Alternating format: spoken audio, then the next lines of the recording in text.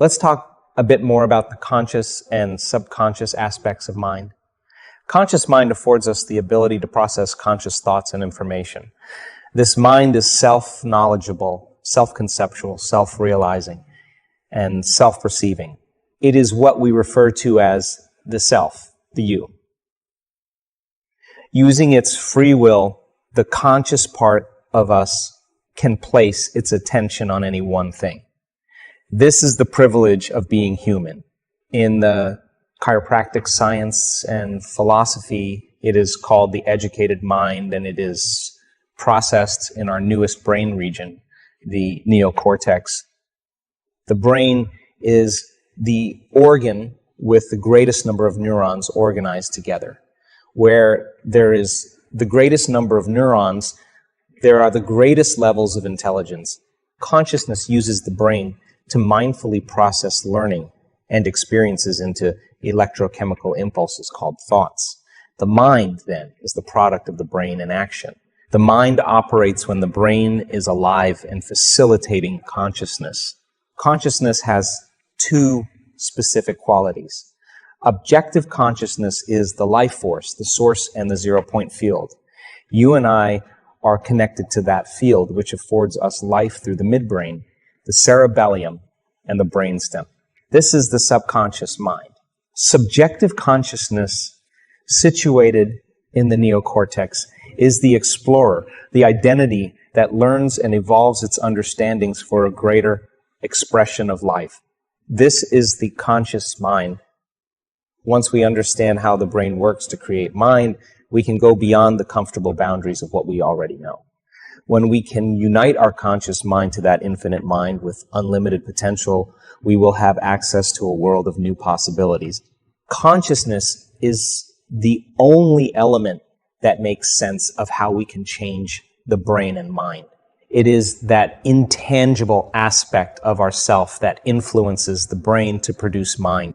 The time that we are truly conscious, attentive, aware, and present is when we change how the brain works to create a new level of mind. When we can use the conscious mind together with the subconscious mind, we will be able to modify our hardware and upgrade our operating systems. At that moment of merging consciousness, the brain can be rewired. If you're living in stress and you're living in survival and that system is switched on, then everything will be a threat. Everything will be a danger. Everything will be a reason to rush, to be impatient, to be frustrated, to be judgmental, because that's the consciousness. That's the emotion we're living by. So now you have a problem with a coworker, you have a problem with your partner, whatever it is that you use as an example, and you have to give a presentation. Now you really have one of two choices. Either be victimized by those conditions in your life and you stay in that emotional state, and I'll say to you, Jay, why are you that way? Well, I'm this way because of this person, this circumstance. The person or circumstance is controlling the way I feel and the way I think. Anything that controls the way I feel and the way I think, I'm victim to, right? Okay. Or I actually can be a creator now. Okay. So when it's the hardest, it matters the most. Okay. So there's going to be a story, a valid story that's going to go along with those emotions that you're going to have to give up, that you can address at another time from a different state. If you're altered in that state and you say something, you do something, you write the email, you send the text, you'll always regret it. You'll always say, I should have never said that. I should have never done that. We got to learn that we're in an altered state at that time. So there's only one of two choices. You either stay there the whole day and tell everybody that story, or you say, okay, let me take a moment. Remember that this is the experiment called life. Okay, let me practice getting relaxed in my heart. Let me slow the animal down. Let me practice. I'll take a few minutes. Now, let me breathe. Let me get my state back. Let me change everything. Okay, let me remember who I am, who I want to be when I open my eyes, and let me practice that again. Now, even if you had to do that 10 times in one day, I would say it was a day worth living. I would say it was a day worth living. And when we do walking meditations, in our retreats, we're doing walking meditations so you can practice doing it with your eyes open. Yes. Like if you're going to be relaxed in your heart and awake in your brain, and you can do it with your eyes closed, okay, let's take it out for a test drive. Yeah. Let me open my eyes. Let me pay a little bit more attention to my inner world. Let me practice feeling this feeling. Let me practice feeling this way and let my brain do what it does. Let me change my physiology. Let me change my state. Let me walk as the healed person. Let me walk as the abundant person. Let me walk as if my prayers are answered. Let me walk in this state. If I keep practicing that over and over, it's going to become a habit, right? Yeah. So we hit it as many ways as we can. We have at least 7 or 8 different breaths that we do because we see how they all work in the brain.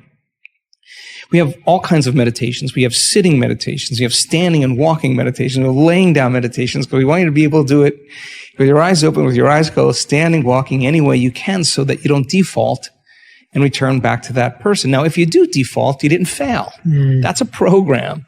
You just went unconscious. And how many times do we have to forget until we stop forgetting and start remembering? That's the moment of change. No one cares how many times you fell off the bicycle. If you ride the bicycle now, you ride the bike.